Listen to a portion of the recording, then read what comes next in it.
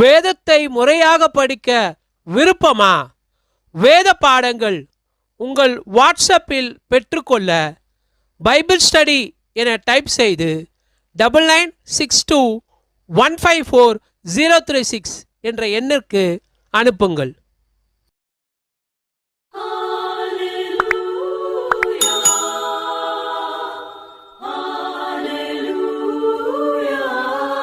என்னுடைய பரிசு நாமத்திற்கும் மகிமை உண்டாவதாக.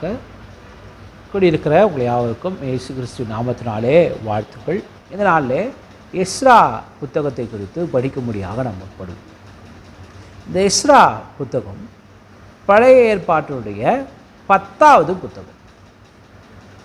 பழைய ஏற்பாட்டினுடைய 10வது புத்தகம் தான் இந்த எஸ்ரா புத்தகம்.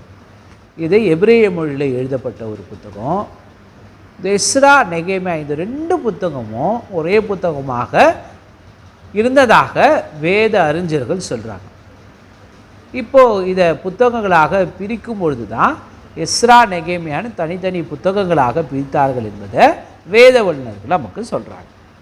அது மாத்திரம் இல்லாமல் இந்த எஸ்ரா அப்படின்ற இந்த பெயருக்கான அர்த்தம் என்ன அப்படின்னா, எஸ்ரானா தேவனிடமிருந்து வரும் உதவி அல்லது தேவனுடைய உதவி என்னும் அர்த்தம் கொண்ட ஒரு பெயரை உடையவர் தான் எஸ்ரா. அது மாத்திரம் இல்லாமல் இந்த எஸ்ரா யாராக இருக்கிறார் என்பதை வேதவசனம் நமக்கு தெளிவாக சொல்லுகிறது. இவர் யார் அப்படின்னு சொல்லுகிறது அப்படின்னா, இவர் ஒரு வேத பாரகர், ஸ்கிரைப், SCRIB, ஸ்கிரைப். இவர் ஒரு வேத பாரகர். வேத பாரகர் மட்டும் இல்லாமல் இவர் ஒரு ஆசாரியர். இவர் ஒரு வேத பாரகர் மற்றும் இவர் ஒரு ஆசாரியராக இருந்திருக்கிறார்னு வேதவசனம் நமக்கு சொல்லுகிறது. இதை குறித்து நாம் வேதாகமத்தில் படிக்கலாம். எஸ்ரா 7ஆம் அதிகாரம் 6ஆம் வசனம். இந்த எஸ்ரா இஸ்ரவேலின் தேவனாகிய கர்த்தர் அருளிய மோசேயின் நியாய பிரமாணத்திலே தேறின வேத பாரகனாய் இருந்தான். படிச்சிங்களா? உங்கள் கையில் பேனா இருக்கணும். வேத பாரகனாய் இருந்தான்.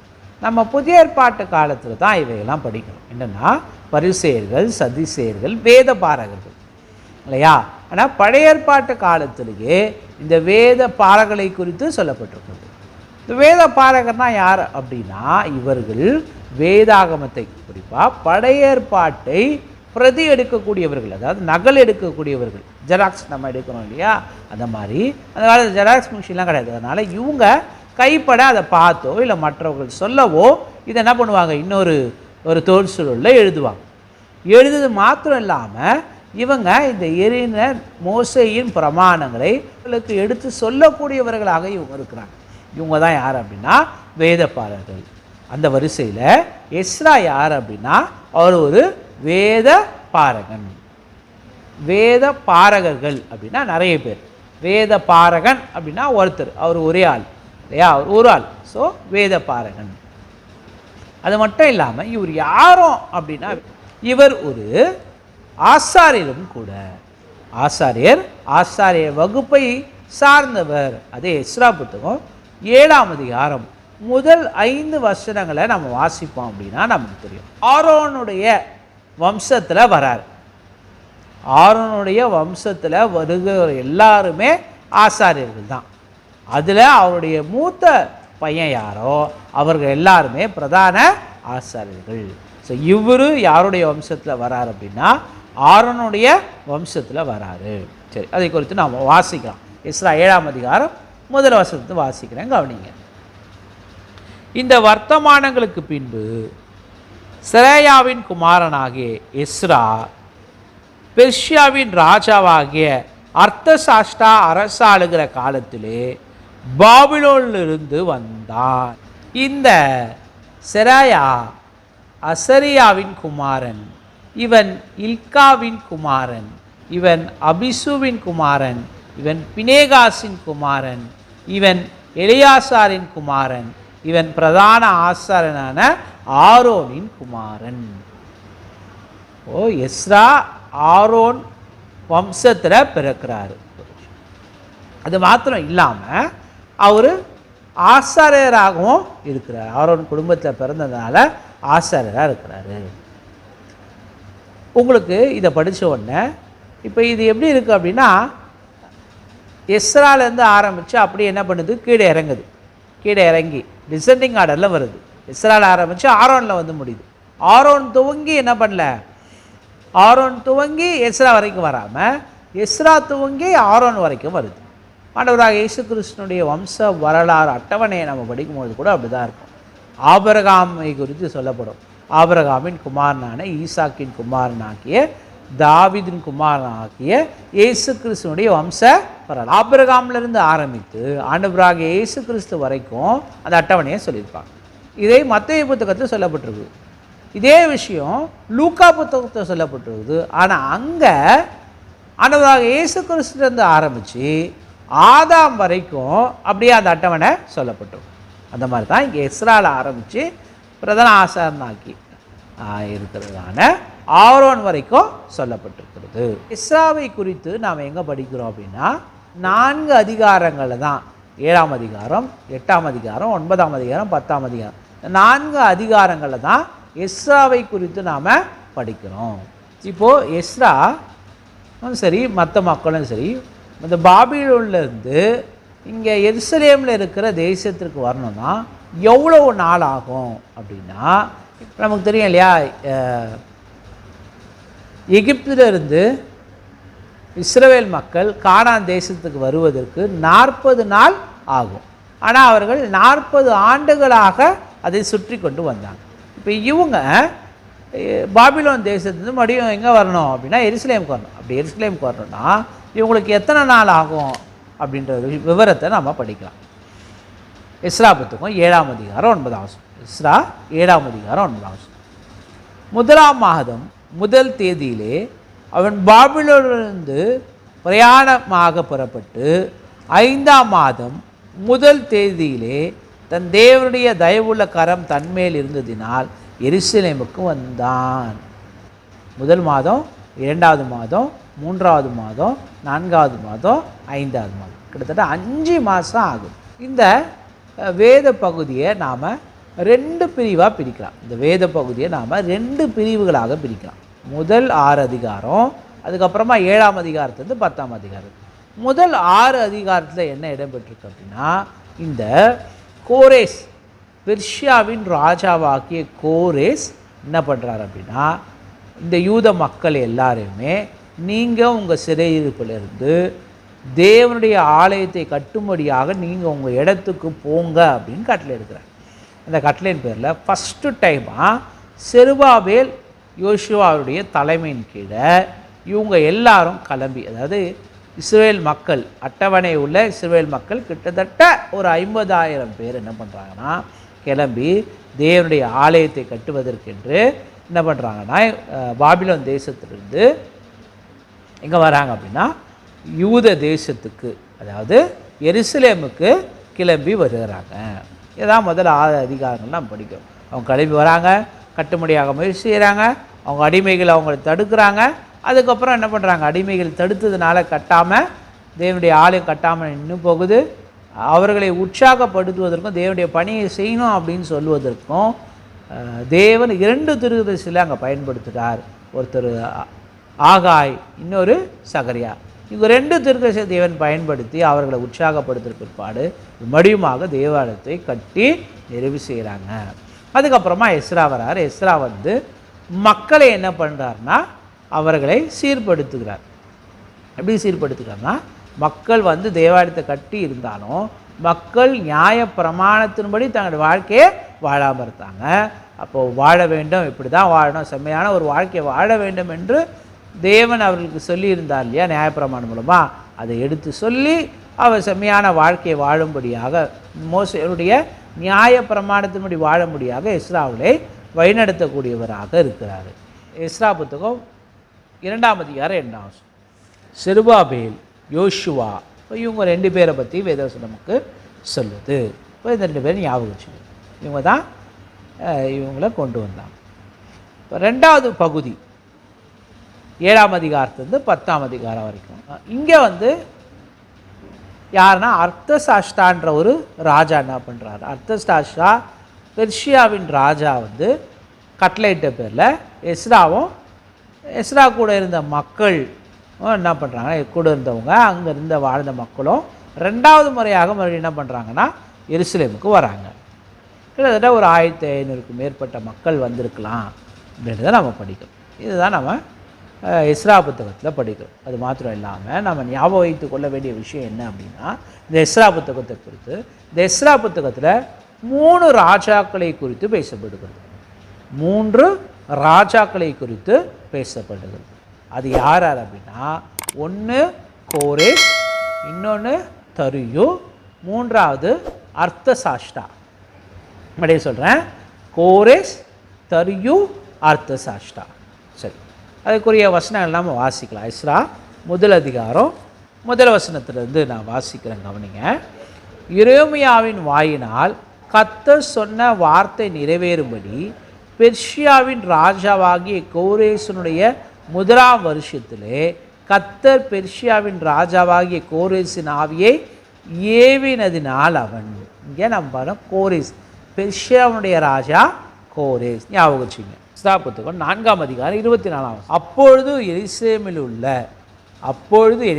உள்ள தேவனுடைய ஆலயத்தின் வேலையை தடைப்பட்டு பெர்சியாவின் ராஜாவாகிய தரியு ராஜ்யபாரம் பண்ணின 2ஆம் வருஷம் மட்டும் நிறுத்தப்பட்டு இருந்தது. இப்போ இங்கே பெர்சியாவை அரசாண்டதான தரியு ராஜாவை பற்றி படிக்கிறோம், 2வது ராஜா. எஸ்ரா புத்தகம் 7ஆம் அதிகாரம் 1 வசனம்.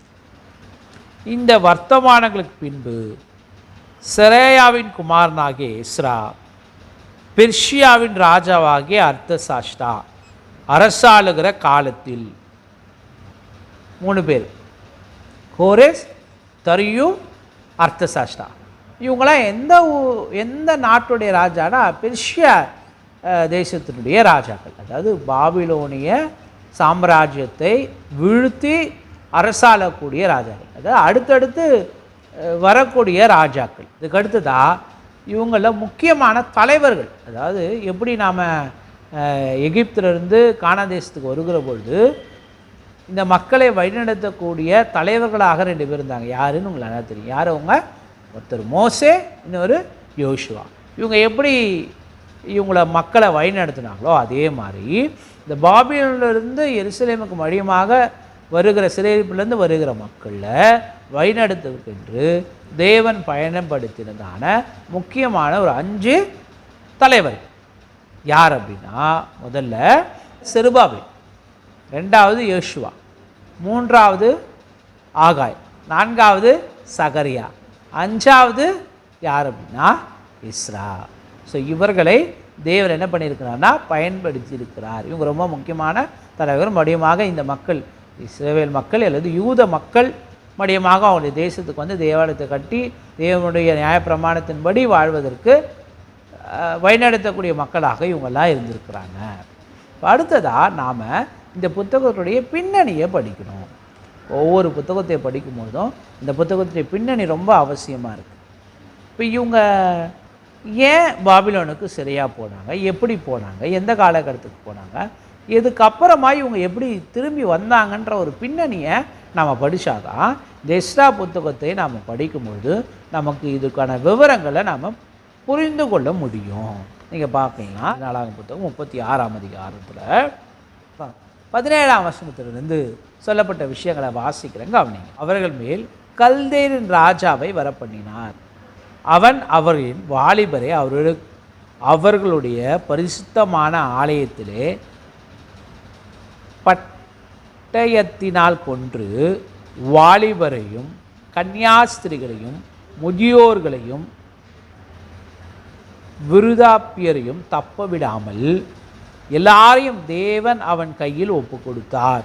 அவன் தேவனுடைய ஆலயத்தின் பெரிதும் சிறிதுமான பனிமுட்டுகள் அனைத்தையும் கர்த்தருடைய ஆலயத்தின் பொக்கிஷங்களும் ராஜாவுக்கும் அவன் பிரதானிக்கும் இருந்த பொக்கிஷங்களும் ஆகிய அனைத்தையும் பாபிலோனுக்கு கொண்டு போனான்.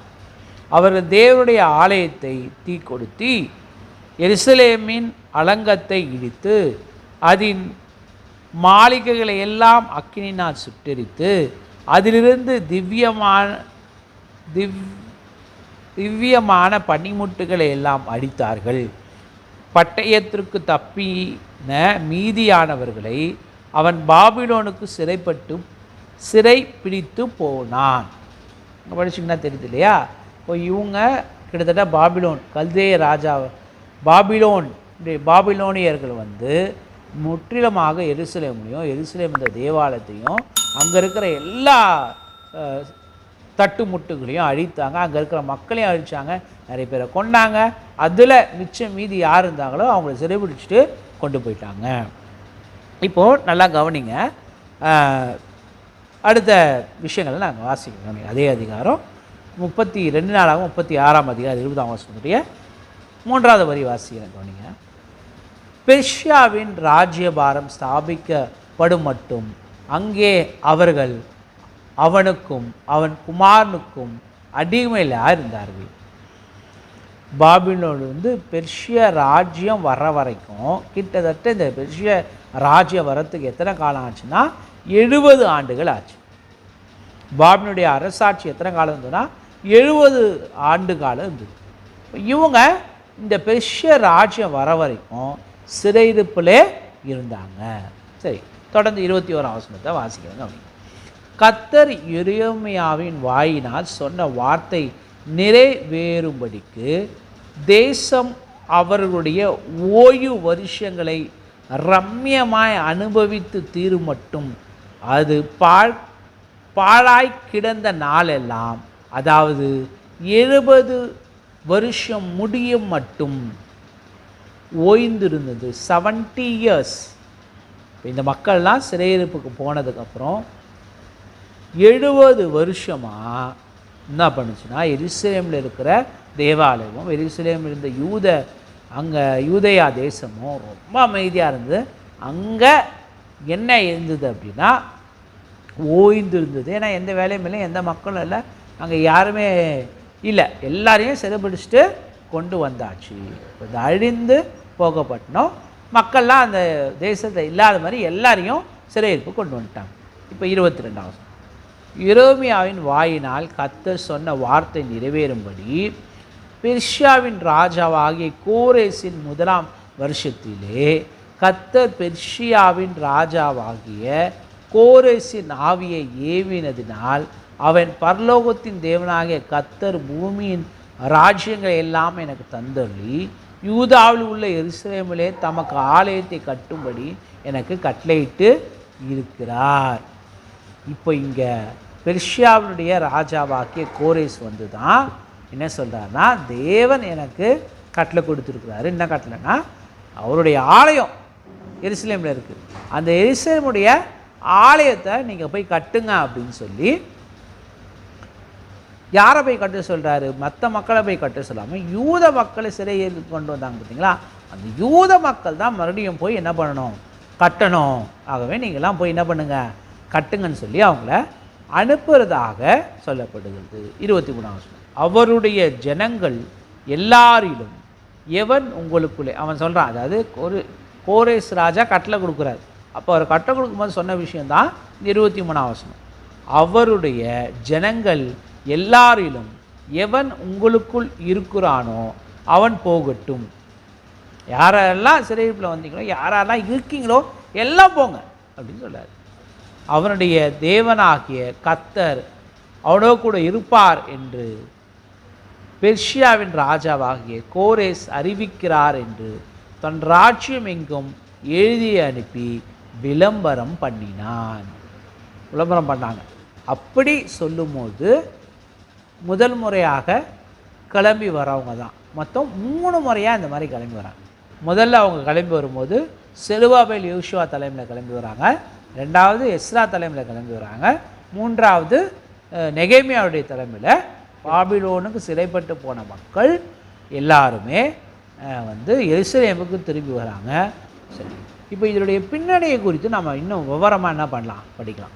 ஸோ இந்த இஸ்ரேல் மக்கள் என்ன ஆனாங்க, இந்த இஸ்ரேல் மக்கள் எப்படி பாபிலோனுக்கு சிறைப்பட்டு போனாங்க, இதனுடைய தொடர்ச்சியை நாம் அடுத்த வகுப்பில் படிக்கலாம். இப்போ சொல்லப்பட்ட விஷயங்களை மாத்திரம் ஞாபகம்.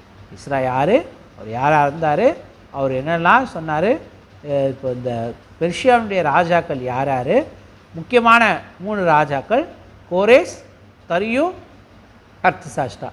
இவங்களை வழிநடத்தக்கூடிய இந்த எஸ்ரா புத்தகத்தில் சொல்லப்படுகிற முக்கியமான 5 தலைவர்கள் செருபாபேல், யோசுவா, ஆகாய், சகரியா, எஸ்ரா. எஸ்ரா யாராக இருக்கிறாரு? எஸ்ரா ஒரு வேத பாரகராகவும் ஆசாராகவும் இருக்கிறார். ஸோ இந்த விஷயங்களை மனதில் வைத்து கொள்ளுங்க. இதை குறித்து படிங்க, தொடர்ந்து படிங்க. இந்த எஸ்ரா புத்தகத்தை குறித்ததான விஷயங்களை மற்றோடு பகிர்ந்து கொள்ளுங்கள். நிறைய பேருக்கு அறிமுகப்படுங்க. கர்த்தர் உங்களை ஆசீர்வதிப்பார். கர்த்தர் உங்களோடு கூட இருப்பாராக.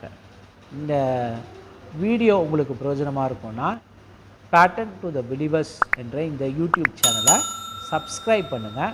அதன் மூலமாக நாங்கள் அடுத்தடுத்து போடுகிற வீடியோக்கள் உங்களுக்கு என்ன பண்ணோம் உடனே வரும். நீங்கள் அடுத்து வருகிற வேத பாடங்களை நீங்கள் படிக்கலாம். அது அநேக காரியங்களை தெரிந்து கொள்ளலாம். கர்த்தர் உங்களை ஆசீர்வதிப்பார் என்று சொல்லி நான் இங்கே நிறைவு செய்கிறேன். நாம் ஜெபிப்போம். இரக்கமுள்ள எங்கள் பரலோகத்தின் நல்ல தகப்பனே, இரக்கமும் அனைவருக்கும் நீடிய சாந்தமும் மிகுந்த கிருபையும் உள்ளவரே, உடைய ஆதி தீர்மானத்தின்படி எங்களை மட்டும் வழிநடத்தி வருகிறதற்காக நன்றி சொல்லுகிறோம். இவரே பாட்டு வருகிற தயவு, இரக்கம், காரணம் யாவுக்காக நன்றி சொல்லுகிறோம். இஸ்ரேல் மக்கள், யூத மக்கள் எப்படி பாபிலோனுக்கு சிறைப்பட்டு போனார்கள், அவர்களை மறுபடியும் எப்படி நீர் உம்முடைய தேசமாகிய எருசலேம் தேசத்திற்கு தேவாலயத்தை கட்டும்படியாக மறுபடியும் அவர்களை கொண்டு வந்து அவர்கள் எப்படி கட்டினார்கள், இந்த பருவத்தை குறித்து நாங்கள் படிக்க, அங்கே சொல்லப்பட்டிருக்கிற உபதேசங்களை புரிந்து கொள்ள, அவின்படி வாழ, அவின்படி எங்களை ஒப்புக் கொடுக்க, சொல்லப்பட்டிருக்கிற சத்தியங்களை புரிந்து கொண்டு அதற்கு கீழ்ப்பணிந்து வாழ, உமக்கு வைராகியமாய் ஊழியம் செய்ய, மக்களை வழிநடத்த, மக்களை உற்சாகப்படுத்த கிருபைச்சு இவரே. இது அநேகருக்கு பிரயோஜனமாக இருக்கும்.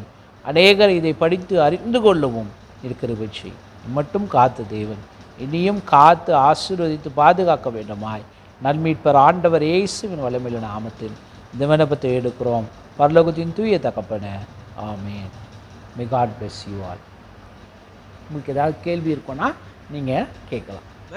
நம்முடைய சேனலுக்கு சப்ஸ்கிரைப் பண்ணுங்க. தேவன் உங்கள் ஒவ்வொருவரையும் ஆசீர்வதிப்பாராக.